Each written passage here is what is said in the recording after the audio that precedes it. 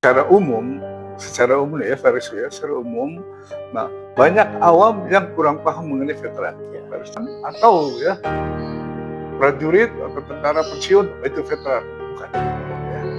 Nah, veteran prajurit yang pensiun itu namanya purnawirawan. Itu. Nah ini harus tertanam jiwa semangat 45 ini ya pada generasi muda. Faris itu harus ditanamkan pada generasi pesan saya. Generasi muda harus ada. Jangan maaf ya, cuek, acuh, nggak usah bodoh, jangan. Karena saya punya mutu, ya, punya prinsip. Ya, kita tidak akan miskin karena pengabdian.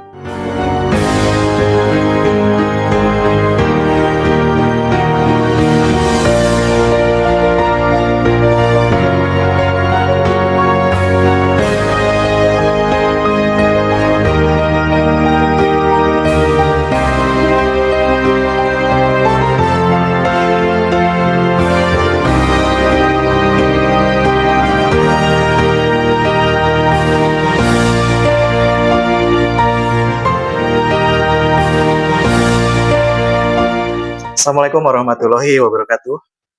Kembali lagi dengan saya Rizky Ginanjar di Apip Channel, di mana acara wawancara, diskusi, ngobrol santai dengan para tokoh. Dan pada kesempatan kali ini, tepatnya di bulan Agustus 2026, bukan 17 Agustus saja yang tanggalnya itu tanggal luar biasa. Ya. Di samping atau sebelum tanggal 17 Agustus, ada hari yang sangat bersejarah. Dan itu adalah 10 Agustus, yaitu Hari Veteran. Dan pada kesempatan kali ini, saya berkesempatan mengunjungi salah satu tokoh veteran nasional yang pernah ditugaskan di Bosnia. Herzegovina. Saya saat ini ada di Bandung, Jawa Barat, dan alhamdulillah pada kesempatan kali ini saya bisa langsung berbicara, ngobrol langsung dengan Kolonel Purnawirawan Tony Susilo. Ya. Dokter gigi juga ya Pak? Siap, nggak usah ribut. Siap, Pak? Ya. Alhamdulillah. Terima kasih. Restu. Lama tidak ketemu Pak, setahun ya, kayaknya Pak. Udah lama gitu. Udah lama ya, terakhir di kebun anggur ya. Alhamdulillah, terakhir di kebun anggur itu ya. Semoga ke depan kita bisa saling silaturahim, restu ya. Juga ke depannya kita lebih baik lagi. Terima kasih. Nah pemirsa, kenapa saya memilih dokter atau kolonel? Saya panggil Bapak aja lah ya. Bapak aja lah. Bapak jadi pakai pangkat lah. Bapak Tony ini sebenarnya kegiatannya banyak. Kegiatannya banyak nih setelah purna, setelah jadi veteran ini banyak. Di salah satu organisasi kita pernah berbareng juga. Nah, kenapa saya mengunjungi Pak Tony ini? Mungkin generasi penerus nih, terutama Gen Z atau milenial juga, khususnya saya milenial, banyak yang tidak tahu mengenai apa sih itu veteran, apa sih yang sudah dilakukan veteran. Makanya saya langsung nih berkunjung ke Pak Tony. Karena sebentar lagi Hari Veteran 10 Agustus. Hari Veteran Nasional. Hari Veteran Nasional ya. Siap. Baik, Pak Tony langsung aja Pak. Baik. Pak Tony, terima kasih. Diterangkan ya veteran itu. Terima kasih Pak Restu yang telah berkesempatan untuk ketemu dengan kami. Kami welcome, terima kasih. Ya. Nah, tadi disampaikan oleh Restu apa sih veteran istilahnya ya? Apa sih veteran? Kok ada veteran? Mungkin secara umum ya Faris ya, secara umum, nah banyak awam yang kurang paham mengenai veteran. Apa sih veteran?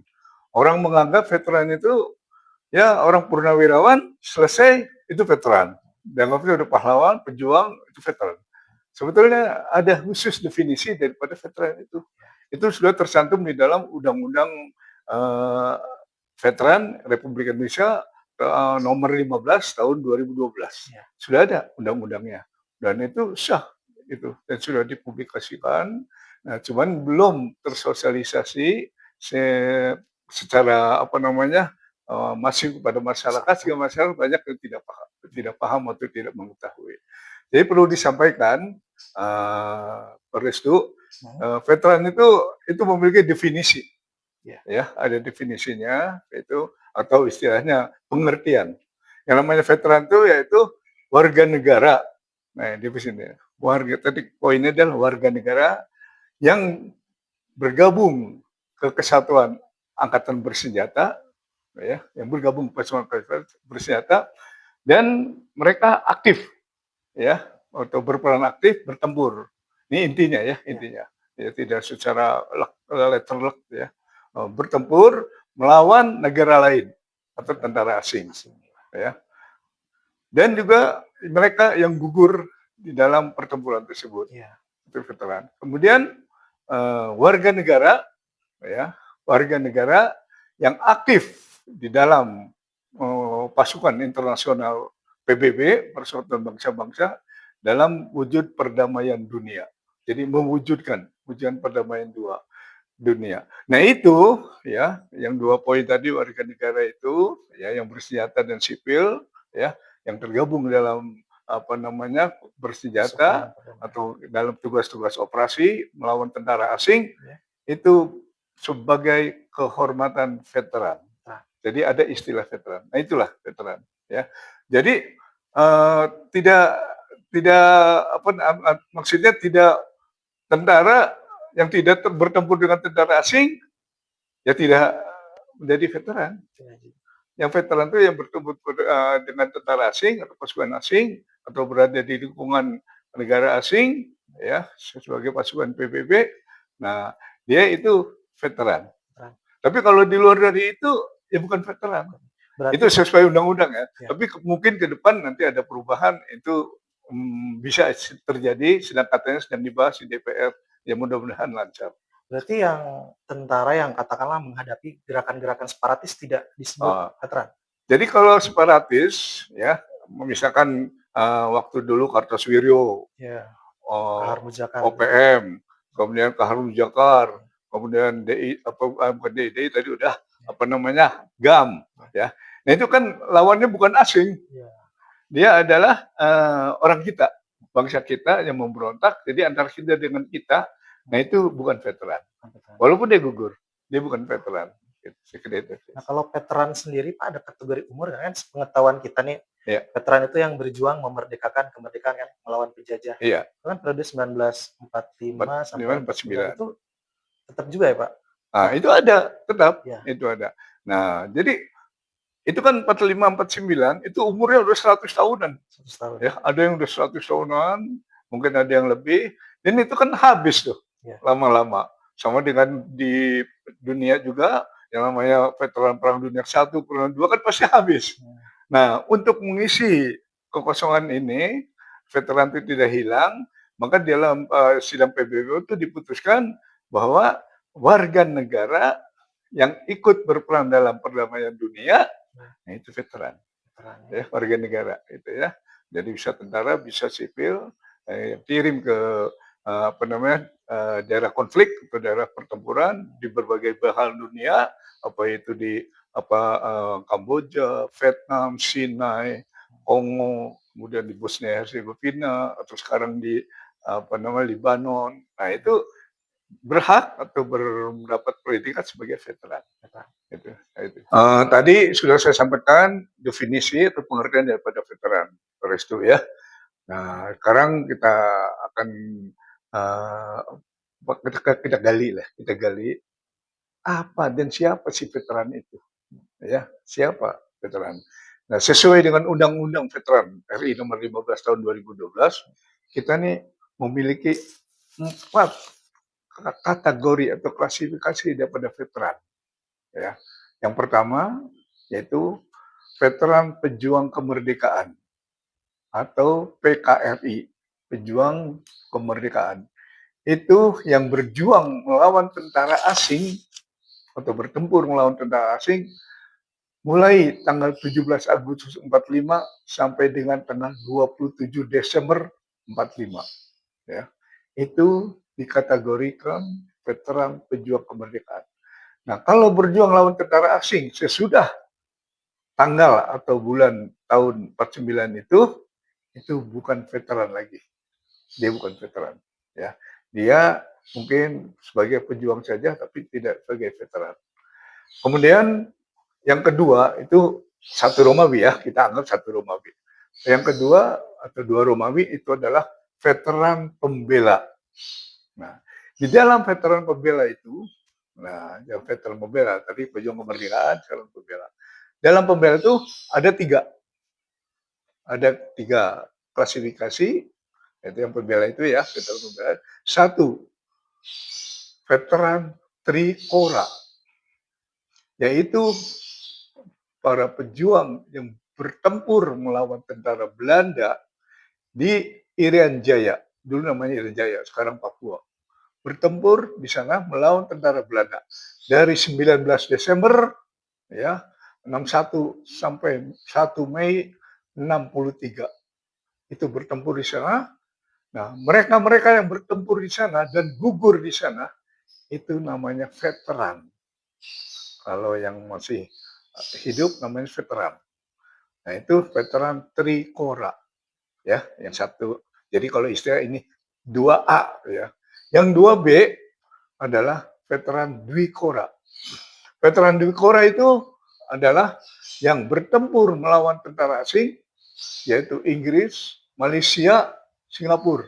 Ya, di sana banyak tentara Nepal dari Inggris. Nah, kita bertempur di situ, pasukan-pasukan kita dari 2 Mei 64 sampai dengan 11 ya, 11 Agustus 66. Nah, itu tentara kita bertempur di situ pada periode tersebut itu namanya veteran. Bila mana ada tentara yang dikirim sesudah tahun 66 ya, walaupun sekali atau 2 kali, dia bukan veteran. Jadi veteran itu yang melawan tentara asing ya.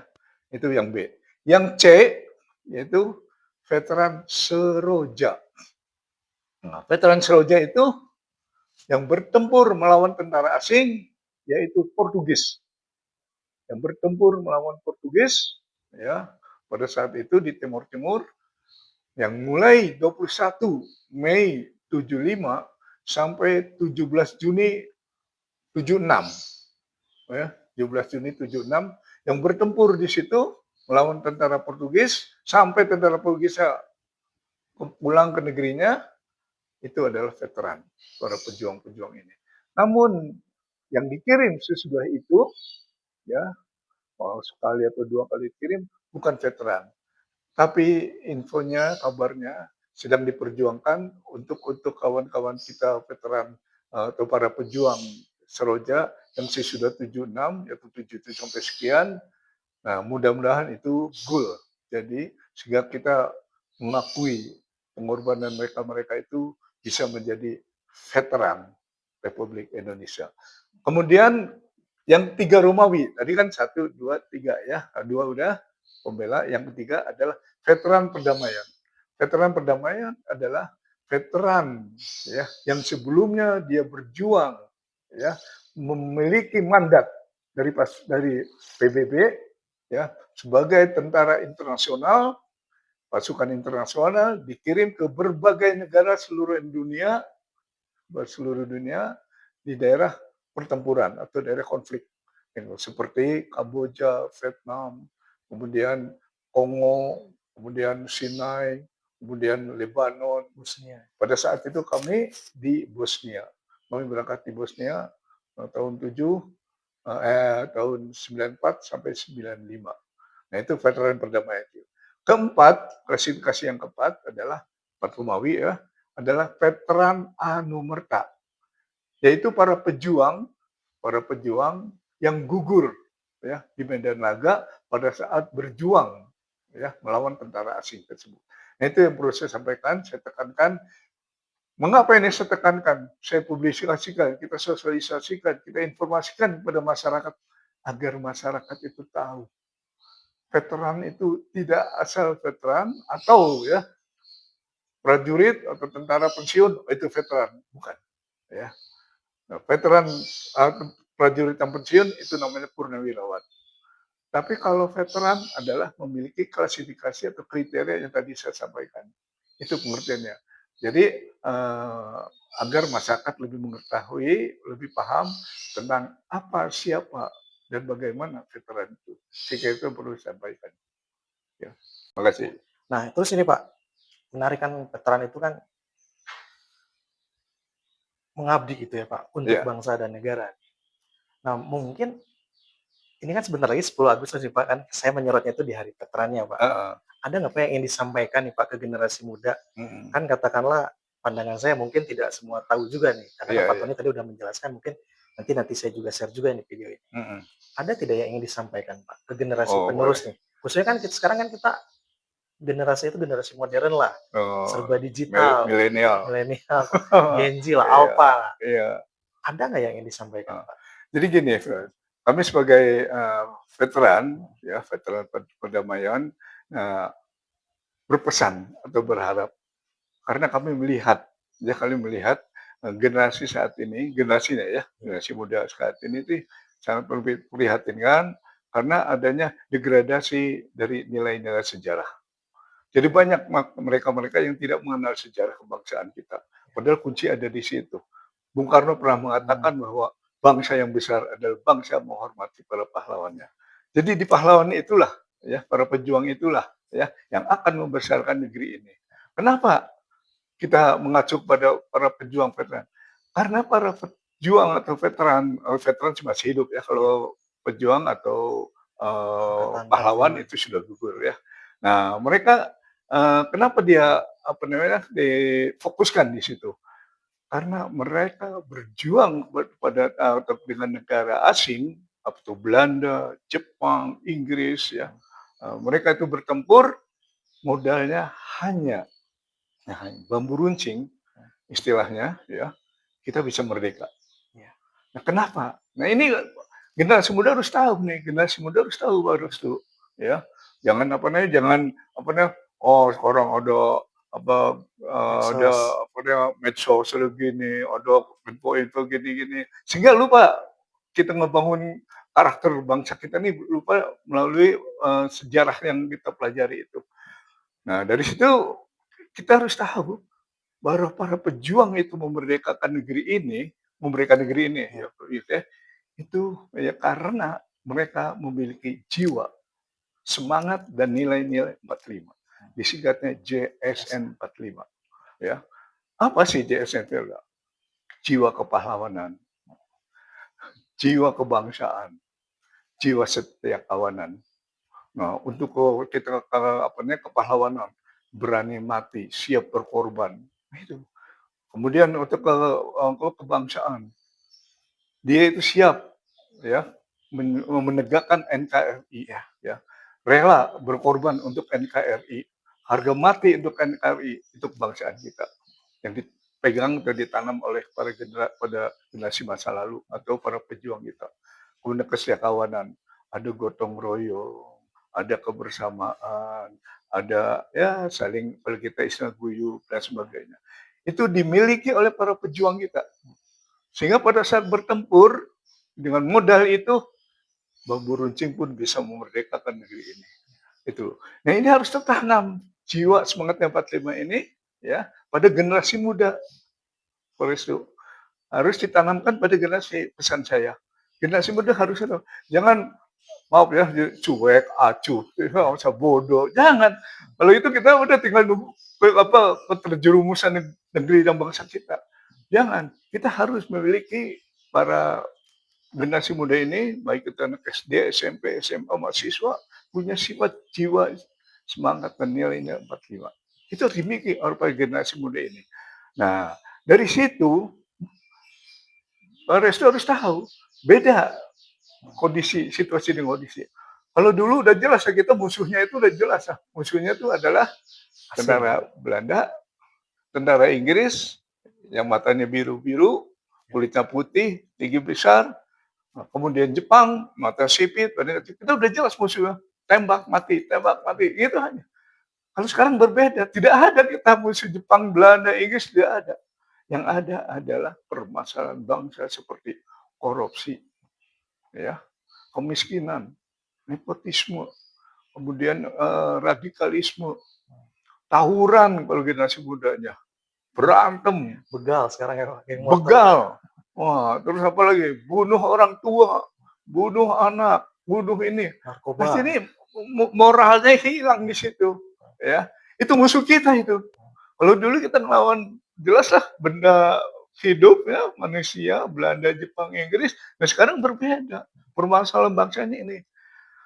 Nah, harapan saya semoga generasi muda ini ya mempunyai jiwa semangat yang lebih seperti para pejuang dulu melawan Belanda. cuma bedanya musuhnya permasalahan bangsa ini berbeda, yaitu yang tadi saya sebutkan, korupsi dan lain sebagainya. Nah itu tantangan kita. Nah, cuma permasalahan Pak Restu ya, kalau kita misalkan kita akan mewujudkan ini, itu tidak mudah, ya, tidak mudah. Hanya menyangkut berbagai aspek, aspek pendidikan, aspek kemauan, aspek pada ekonomi, aspek daripada niat baik kita. Itu banyak aspek-aspek kita bahas semua itu. Dan yang terakhir ini untuk masalah ini tidak kalah penting adalah membalikkan ya karakter generasi muda sekarang yang tidak baik, yang tadi kurang paham mengenai musuh bangsa, balik menjadi karakter yang lebih baik, menjadi positif, ya. Nah, itu perlu biaya yang cukup besar. Karena kita harus mendidik orang-orang untuk merubah generasi muda ini, anak-anak SD, anak SMP, anak SMA, mahasiswa, untuk merubah dia nih dari yang negatif menjadi positif, menjadi karakter yang negatif menjadi karakter positif. Ini perlu biaya dan waktu untuk orang membiayai pengajarnya, untuk membiayai transportasi, untuk biayai kegiatan-kegiatannya, termasuk waktu dan tenaga. Nah ini dan ini semua ini tidak bisa jalan secara otomatis, nggak bisa Pak Fido. Harus ada nawa itu.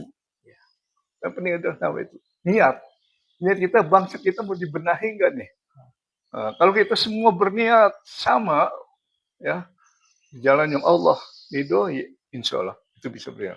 Tapi kalau kita tidak ada niat situ, kita punya perusahaan, kita korupsi, kita hasil tambang, kita korupsi, kita batu bara, emas, sumber daya mineral dan sumber daya laut, tapi kita korupsi semua, ya nggak bisa. Berarti belum ada niat. Harus ada niat kebangsaan dulu. Niat kebangsaan dari kita semua.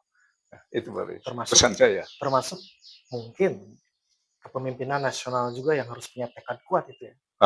Ya itu. Ya. Saya jadi ingat Pak Restu. Ya. Saya baca video. Ya. Saya baca video, lihat situ.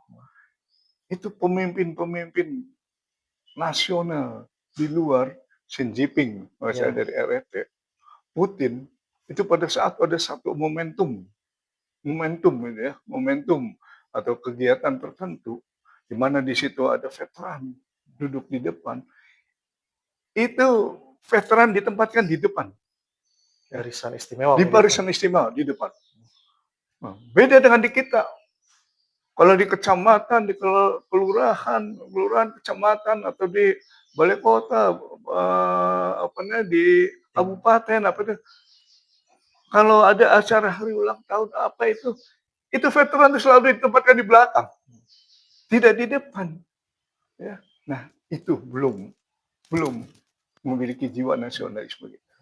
Nah, jadi dia belum menempatkan itu harus dimulai dari para pemimpin kita.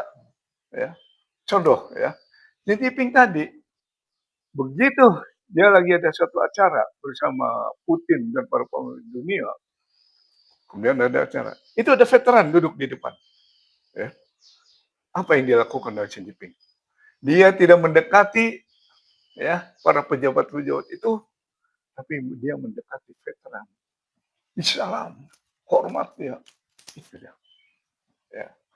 Pemimpin itu namanya, ya, menghormati para pejuang, ya, masa yang telah berjuang, berkorban masa lalu, jiwa raga tanpa pamrih, ya.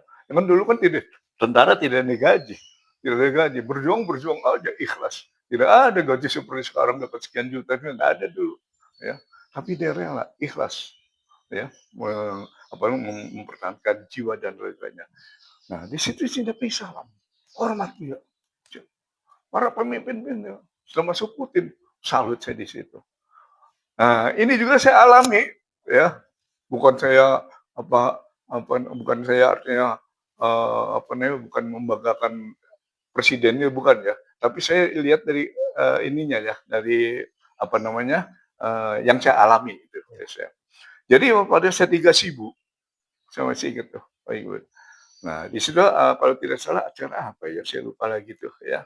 datang ya di jalan Diponegoro depan Gasibu, di situ ada tempat duduk para pejabat sebelah kiri dengan di tengahnya tempat jalan, ini kursi-kursi para pejabat, ini kursi veteran, ini yang lain, undangan yang lain. Datang di jalan Diponegoro depan lapangan Gasibu itu. Ya. Dengan apa ya antara Gasibu dengan kayak Gasibu dengan gubernuran ya. Nah itu jalan Diponegoro. Nah, beliau turun dari mobil. Apa yang dia lakukan Jokowi? Ya, bukan saya membanggakan Jokowi ya. Dia tidak netral saja. Nah, dia turun, dia tidak menyalami gubernurnya, ya, tidak menyalami ini apa namanya gubernur sih salam karena dia menyebut duluan datang gitu ya. Salam dia karena ini mendekat gubernurnya. Artinya dia tidak menyalami para pejabat-pejabat yang duduk-duduk di teras-teras VIP. Misalkan di situ kepala dinas, sekdanya, dia tidak ke situ. Dia ke kiri. Misalnya veteran-veteran yang duduk di situ. Itu harus dimulai dari pemimpin dia harus dia menghormati pahlawannya, ya atas jasa-jasanya. Nah, dari para pemimpin itu diharapkan yang lainnya, gubernurnya, ya bupatinya, atau wali kota dan camatnya dan sebagainya mengikuti. Harus punya jiwa seperti itu.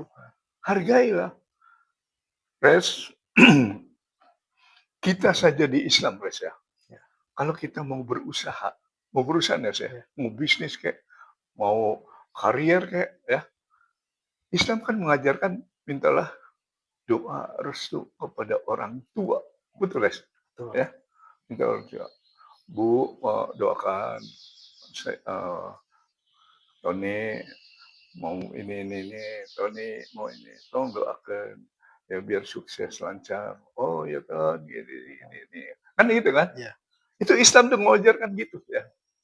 Artinya Res, kalau para pemimpin ini ya tidak menghargai orang tuanya, siapa orang tua dari para pemimpin negeri ini? Kita ini siapa? Adalah para pejuang. Jadi kembali Res, kita bukan ingin dihormati, tidak. Kita ingin diperhatikan. Ya, diperhatikan bukan berarti kita kasih uang, kasih apa gini, bukan. Ya. Kasih fasilitas lah. Ya, contoh. Pada saat veteran, ya, sakit, masuk ke rumah sakit, ada peraturan. Syukur-syukur mah bukan peraturan, undang-undang, ya.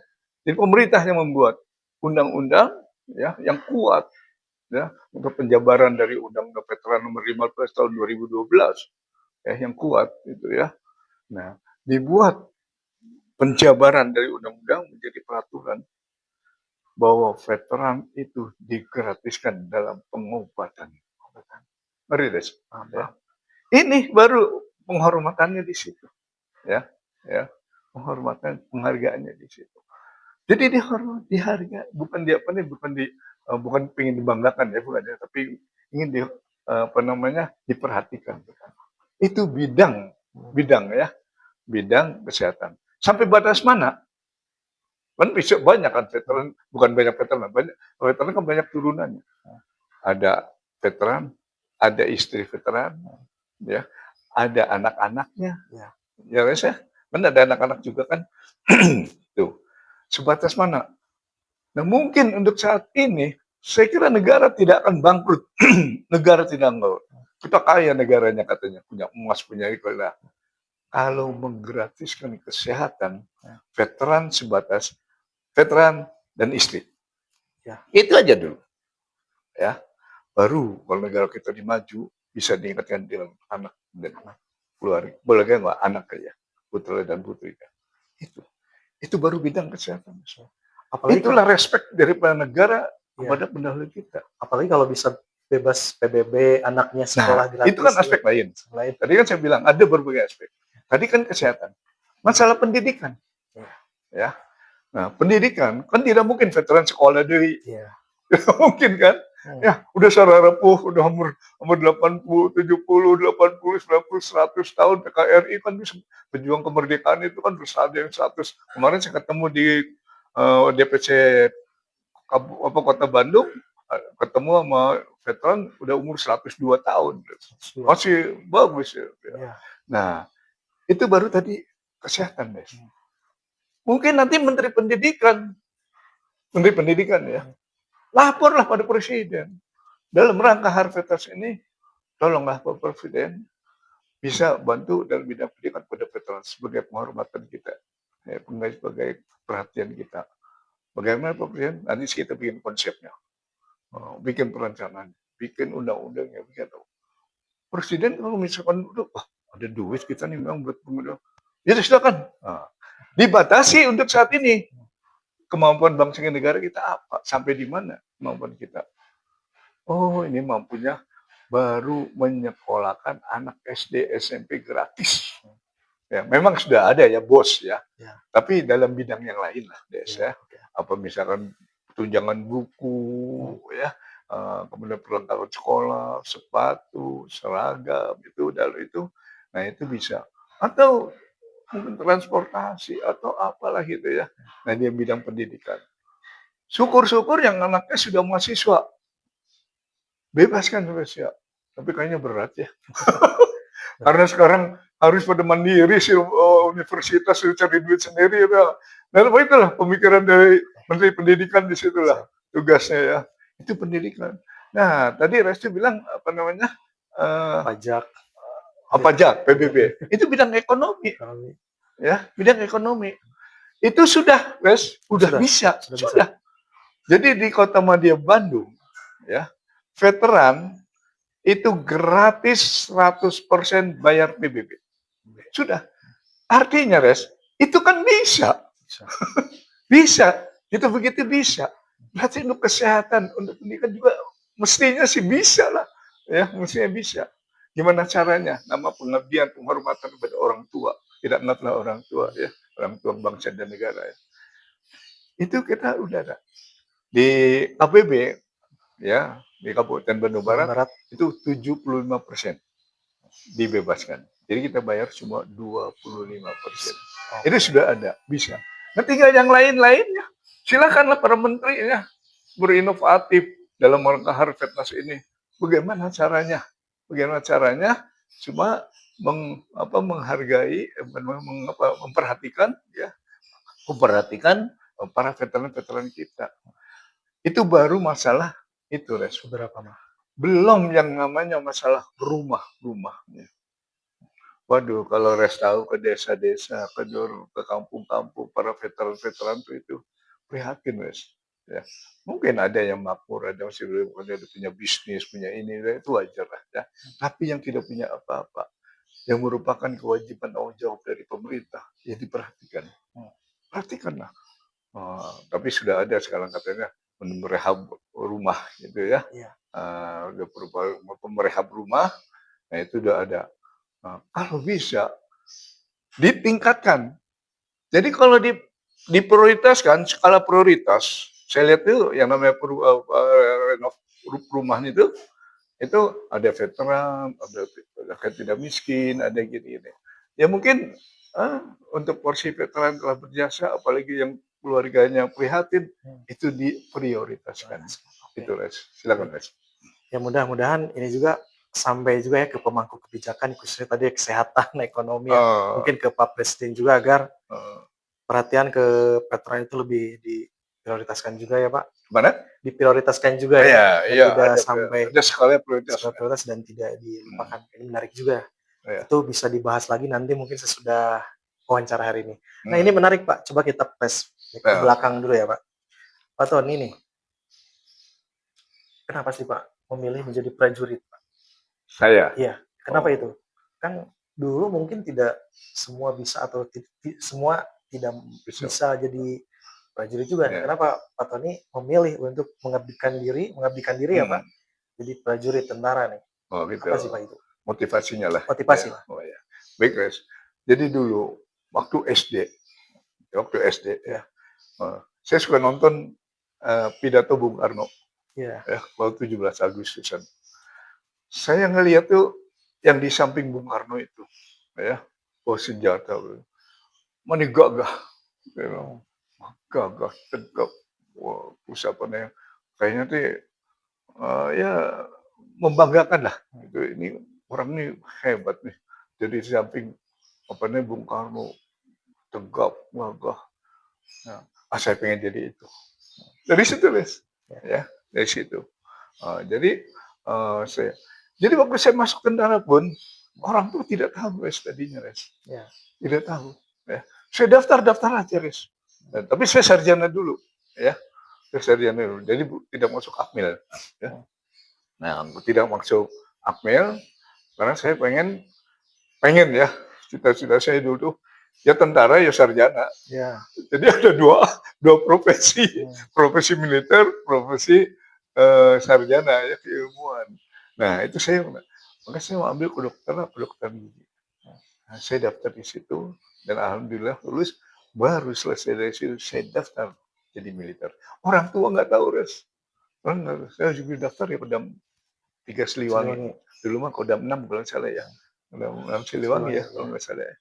Nah, saya daftar di situ, Res, ke agen, ya, sama teman saya itu.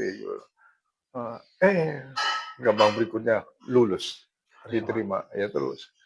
So, sampai diterima lulus, wisuda, ya alhamdulillah, ya. Saya mengabdi ya pada bangsa dan negara. Yang menarik, Res, ya. Ya mungkin pembelajaran juga tidak semua orang sih. Setelah ini karya saya di struktural terus menerus ya, gitu ya. Gitu. Saya, Res, sudah 17 kali pindah rumah dinas, Res. Ini nggak apa-apa ya, saya cerita pribadi. Atau pertanyaan Res itu memang sifatnya pribadi juga. Sengaja. Ya. Jadi pengalaman saya, Res, 17 kali saya pindah rumah dinas, Res. Mungkin yang lain sih, ada yang tidak, tapi mungkin ada yang lebih dari saya. Tapi untuk dokter, kalau pindah, itu sulitnya bukan main, Res. Sulit untuk memindahkan dokter, ya, tidak semudah itu. Ada aja alasannya, ada. Ya, mungkin pasien kali sayang ditinggal. Ya. Kalau saya tidak, Res, saya respect, ya, hormat pada bangsa dan negara. Saya lakoni, saya berangkat. Kemana pun saya tugaskan, saya berangkat. Tidak pernah saya menolak perintah, ya. Kecuali ya mungkin ya, kalau ada yang sudah mau pensiun, ya, mau pensiun. Nah, udah ingat pada keluarga, hukum keluarga, mungkin ya ada negosiasi. Pada waktu masih letnan, kapten, mayor, tidak ada. Saya selalu respect. Saya berangkat. Ditugaskan oleh komandan ke sana, saya berangkat. Kemudian ditugaskan oleh pengdam, saya berangkat. Tugaskan oleh Danrim, saya berangkat. Berangkat terus. Tidak termasuk ke Bosnia. Termasuk ke Bosnia. Ya, ke Bosnia, Dokter Tony. Jadi pertama kali ya dokter yang berangkat ke Bosnia, ya, dokter gigi maksudnya, yang pertama kali ya ke Eropa, ya. Biasanya pasukan perdamaian dunia itu Res, ya. Biasanya itu adalah ke Asia, Afrika, Hong, Mesir, Sinai, ya. Kemudian ada ke Kamboja, ya. Jadi yang kita berangkat itu adalah penugasan pasukan perdamaian PB itu ke Bosnia Herzegovina. Nah, itu yang pertama kali ya, kontingen Garuda 14A yang dipimpin oleh saat itu Letnan Kolonel Dr. Heri Dedi MSc. Dia orangnya hebat. Tahun 94 ya. Tahun 94 95. Dulu masih perang, guys. Masih perang. Perang saudara itu. Belum damai. Jadi kita berangkat sana masih bergejolak. Ya, masih perang. Kita dapat ke sana. Nah, setahun kemudian, tahun 95 baru damai. Gitu. Nah, kita berangkat, dipimpin oleh komandan batalionnya Dr. Heri Dedi, Letnan Kolonel, sekarang udah Mayor Jenderal. Oh, dia orang hebat. Saya salut, respect pada beliau. Yang kedua, wakilnya itu Dr. Marjo. Pada saya itu Mayor. Nah sekarang udah Brigjen, dia juga orang hebat. Saya salut pada mereka, respect. Nah kami waktu itu masih mayor, sebagai perwira dokter gigi di batalion itu. Namanya batalion ya, batalion kesehatan. Nah kita berangkat ke sana hampir ya 1 tahun. Nah di sana itu pertama batalion kontingen Garuda yang dikirim ke sana. Itu kita kirim ke sana, Res. Ya. Begitu datang di sana, musim masih panas, ya, masih summer. Nah, berapa bulan kemudian, sebulan nggak usah lah, baru sebulan, udah langsung salju, Selanjutnya. wah langsung lebat saljunya tebal sampai namanya tenda itu ambruk, ya rubuh karena terlalu banyak banyak apa namanya es di atasnya sehingga rubuh. Udah kita udah kuat istilahnya ya, tapi karena esnya terlalu banyak, jadi rubuh. Nah itulah pengalaman yang berharga buat saya, guys ya. Nah, jadi saya masuk ke tentara itu memang nawa itu saya, niat saya, ya. Kemudian di tadinya orang tua tidak tahu, tapi setelah tahu baru orang tua ya ya artinya apa ini senang juga lah. Enak Bangga gitu. anak-anaknya jadi perwira gitu ya, senang juga itu. Nah kemudian saya tugas-tugas. Kenapa saya selalu ya, saya selalu ya tidak pernah menolak perintah kalau berangkat ke sana.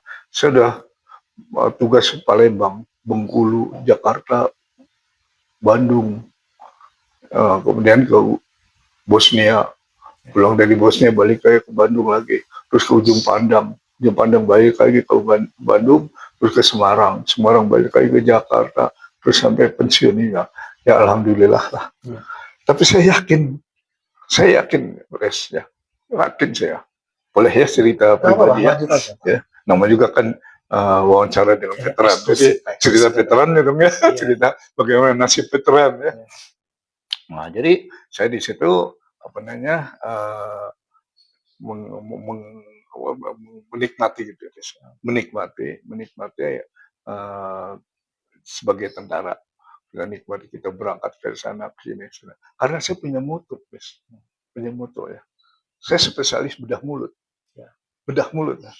Sebelum saya masuk ke struktural, saya banyak pasien ya baik di rumah sakit, bukan baru sama Advent, dulu Asadira, di Distira, kemudian praktek sore juga banyak.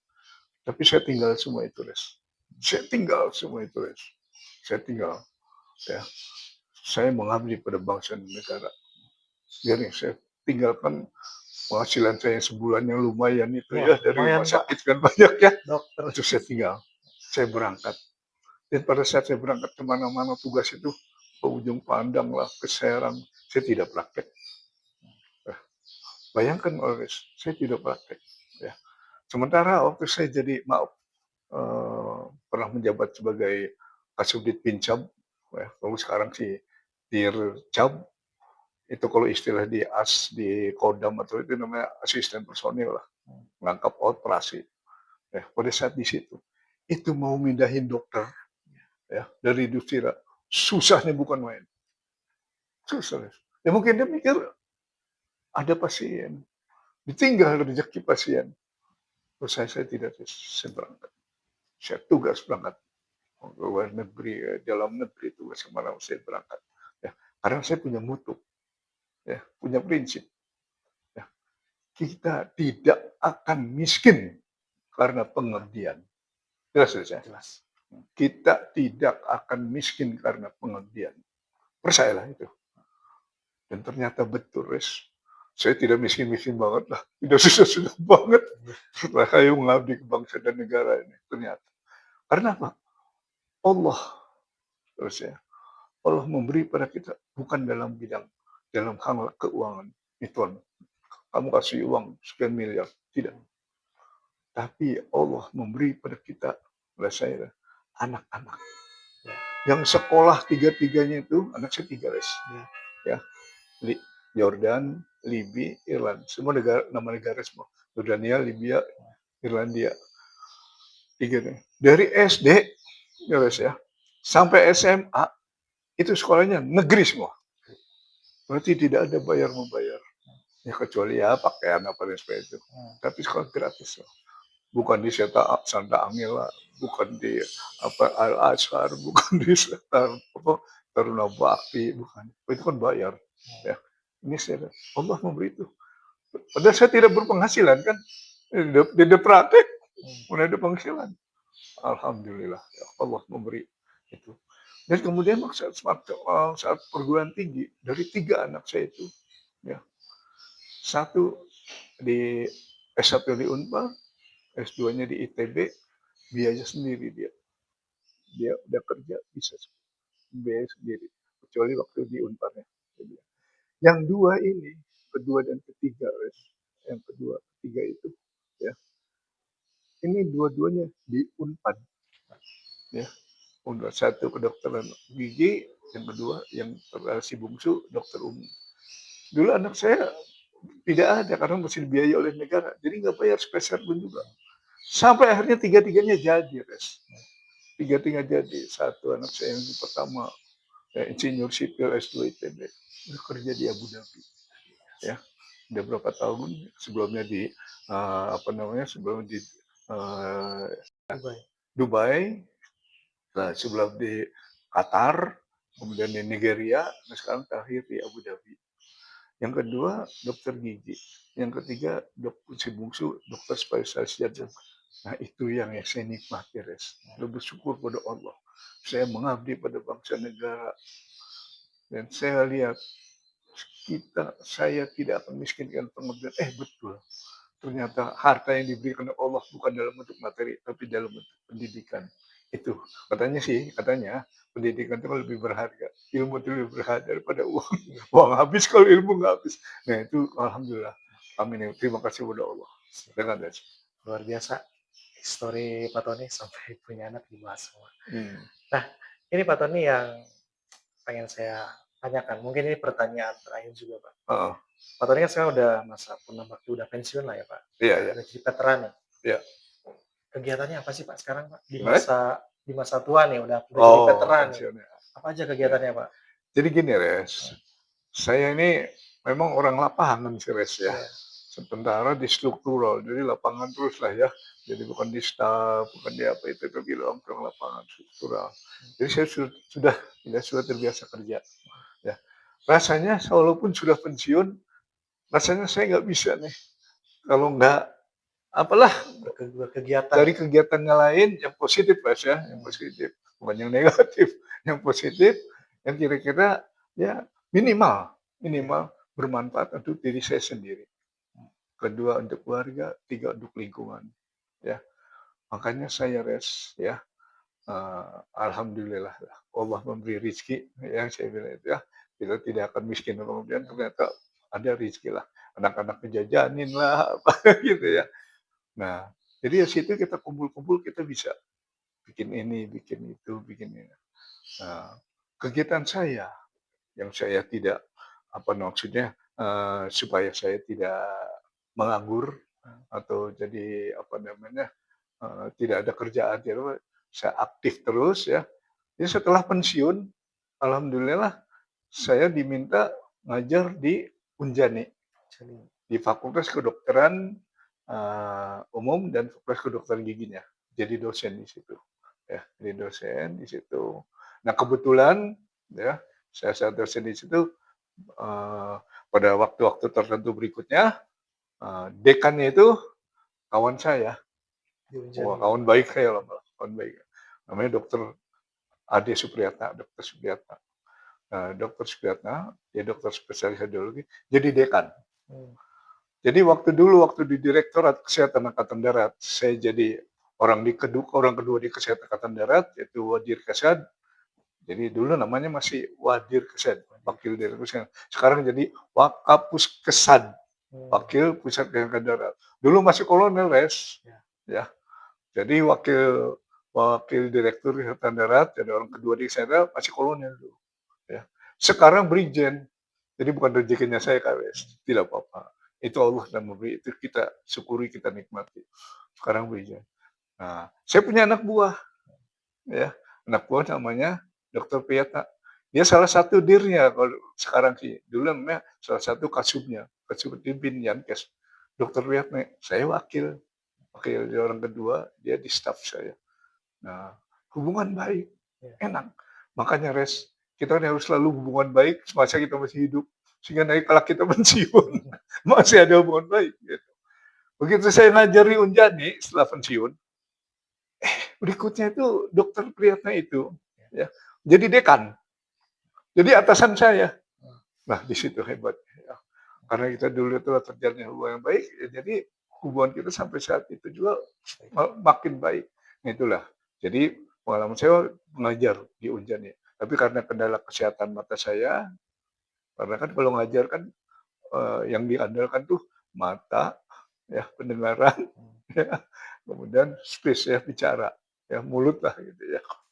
Nah itu saya kendala mata. Saya bilang kalau saya teruskan saya tidak bisa ini kayaknya nih. Ya saya mundurkan diri. Ya. Tapi berikutnya saya aktif, saya itu aktif di eh, DPD ya, Legiun Veteran Jawa Barat. Dewan Pimpinan Daerah Legiun Veteran Jawa Barat. Jadi di situ saya aktif.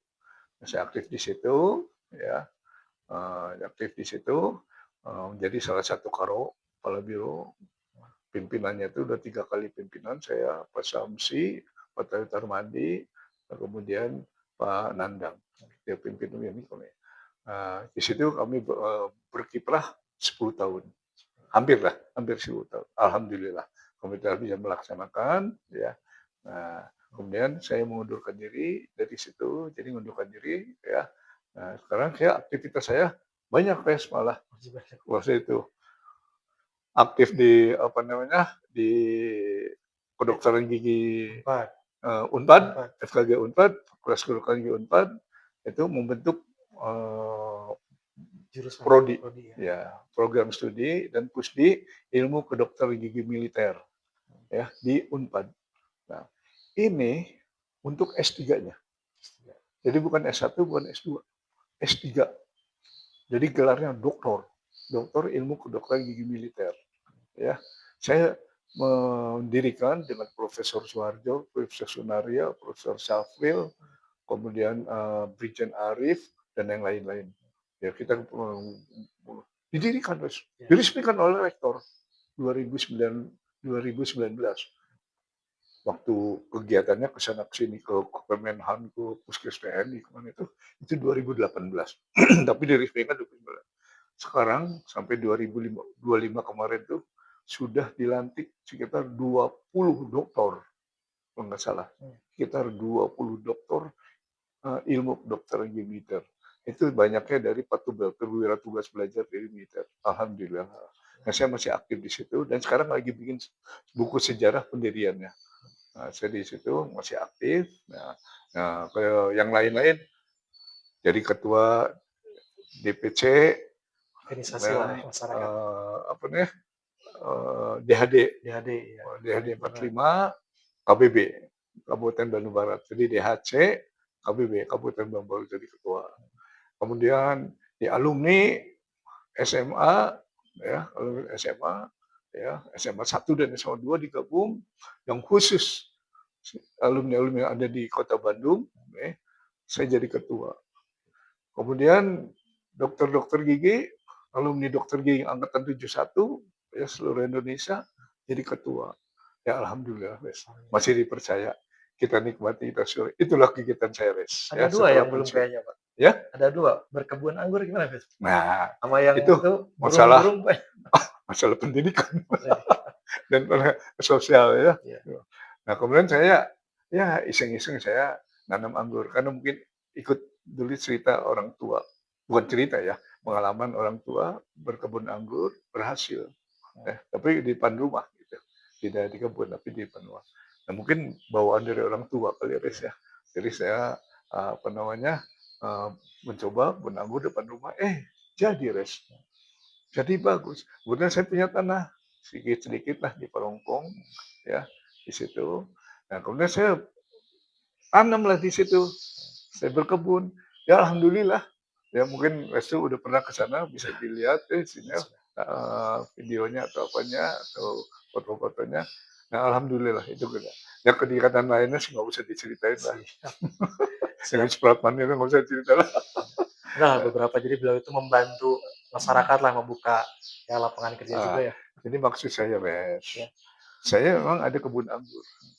Saya berharap nih, Res, berharap ya, para veteran-veteran, ya, apakah khususnya Kabupaten Bandung Barat, apakah yang di Jawa Barat, ya, silakan datang ke tempat saya, Res ya, silakan datang ke tempat saya. Nah, nanti di situ secara pribadi, kelompok, atau secara institusi, silakan datang. Saya akan kasih ilmunya. Saya akan kasih ilmunya, akan saya turunkan ilmu anggur ini. Kalau orang memanggil narasumber, itu kan dibayar. Nah, ya, mau ada ceramah apa, seminar, silakan datang. Nggak perlu bayar. Udah, silakan. Saya kasih Siap. gratis. Silakan. Luar Nanti biasa. kita kasih ilmu mengenai cara bertanam anggur. Silakan. Dari KBB, Kota Bandung, Kabupaten Bandung, dari Sumedang, dari Oh, iya, Majalengka, Cirebon. Kalau mau belajar tentang anggur, silakan datang ke sana. Gratis. Saya ajarin nanti. Supaya bapak-bapak punya pohon anggur, bisa nikmati buah anggur, itu kan antioksidannya tinggi, ya. Jadi apa bisa melawan racun-racun itu lebih baik. Jadi untuk kesehatan baik, insya Allah silakan. Dan yang penting bisa berkegiatan gitu ya Pak. Nah, Apa? jadi itu salah satu Alzheimer ya Pak? Nah, jadi kalau kita berkebun anggur, ya, itu tadinya Res ya, saya itu semata-mata Res ya, untuk kesehatan saya Res. Maksudnya kesehatan tuh memperoleh kesehatan, ya. Artinya biar kita nih lebih sehat, ya, semangat, ada healing, ada refreshing, ya. Jadi kita panasan cek sudah malah gitu, panasan berkebun apa gitu. Kan kita dapat vitamin D, Iya. ya. Kemudian kita naik turun apa namanya tanjakan, naik turun, itu olahraga juga. Nah dari situ kita dapat sehat, Res, Ya. dapat sehat. Karena Res sehat itu tuh kita bisa menghemat. Sekarang bandingkan Res, kalau ada yang sakit, itu kan harus berobat ke dokter. Biaya rumah sakitnya, obatnya, penderitaannya.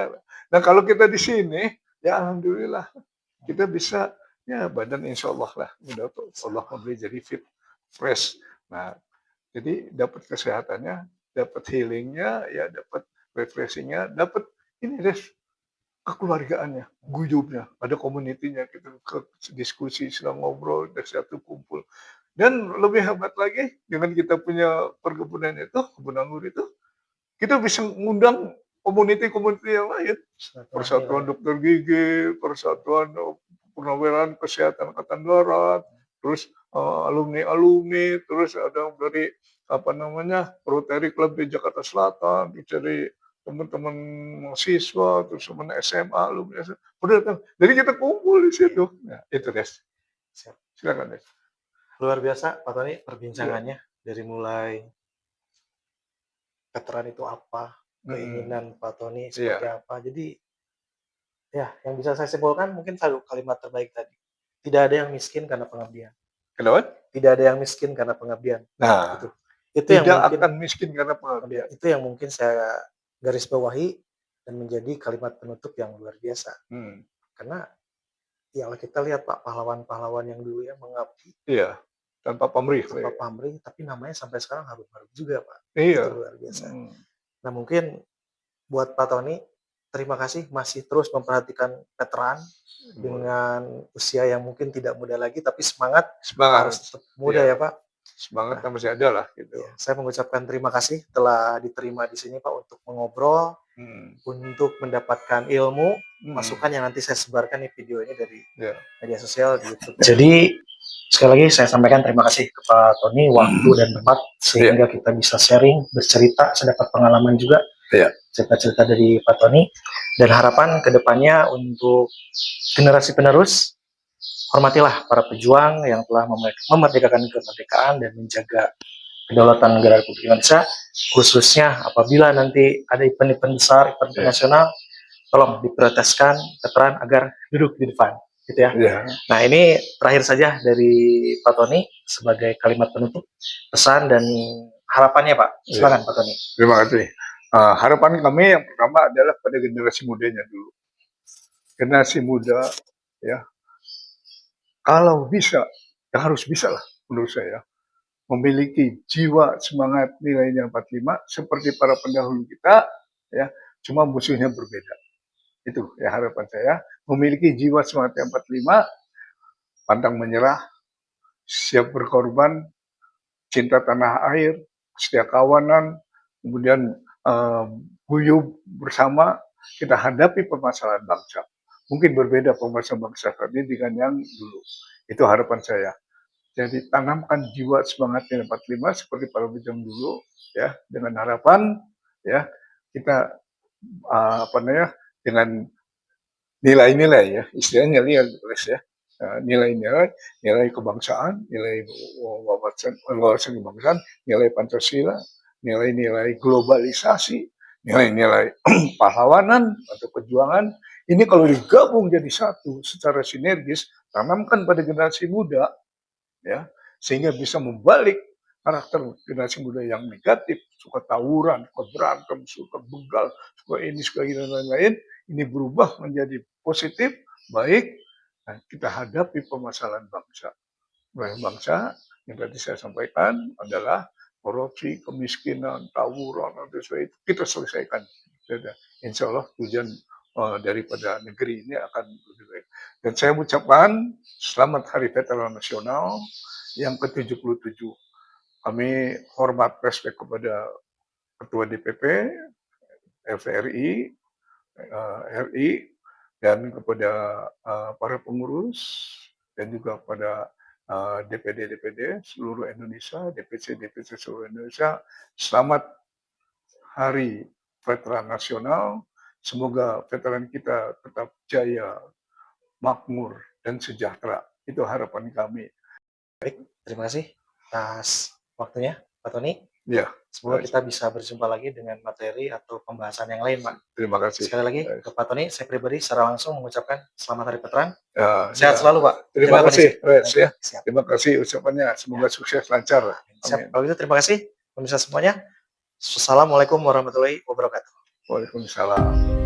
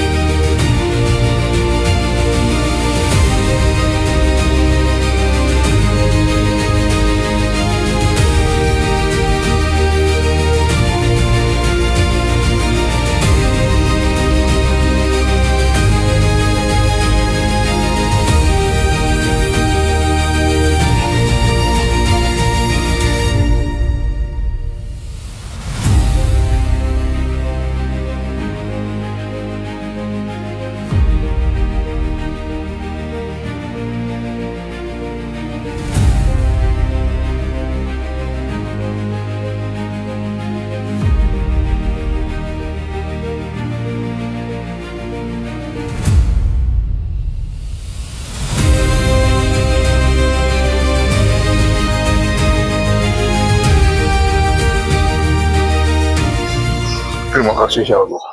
Terima kasih ya Allah. Terima kasih bangsa dan negara Indonesia yang telah memimpin kami menjadi dewasa, setelah menjadi militer. Terima kasih Allah. Semoga pengabdian kami ini akan sampai di sini. Ya Allah, semoga pengabdian kami tetap berlanjut. Dedikasi tidak lekang oleh waktu. Sekali lagi, pengabdian, dedikasi tidak lekang oleh waktu. Terima kasih.